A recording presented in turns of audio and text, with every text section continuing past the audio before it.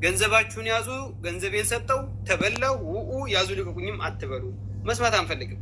ሰለፊ ነኝ ይበል ኸለፊ ነኝ ይበል ማሁ ሰለፊ ስለሆነ ገንዘባችሁ ስጡ ያላለ እንዴ? ወይም እኔ ሰለፊ ነኝ ስላለ ገንዘብ ስጡ ያላችኋል እንዴ? ኢኽዋኖች ሰው ገንዘብ ይበዘብዛሉ እየተባለ መልሰ በሰለፊ ስም መበዝበዝም ያው ነው። መልፈርቅ ጠይብ መንሃጃችሁ ይለያይ ይችላል። በገንዘብ ላይ አንዱ ናቸዋል፣ በማጭበርበር ላይ አንዱ ናቸዋል፣ ሰውን በመብላት ላይ አንዱ ናቸዋል።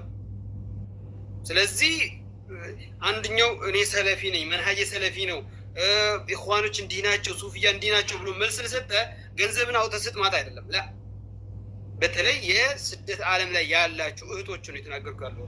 ምክንያቱም ከእናንተ በኩል ነው ብዙ ጊዜ አይዞሽ ሱመያ አንቺ ሰለፊ እኮ ናት እሷ እኮ ቢድዓ አይበግራትም ከቢድዓ ባለቤት እና ከሌ ራሱ እንደዘርጓ እኛም እንደዚህ እናደርጋለን። ላ ወላሂ ሂዱ ተፎካከሩ።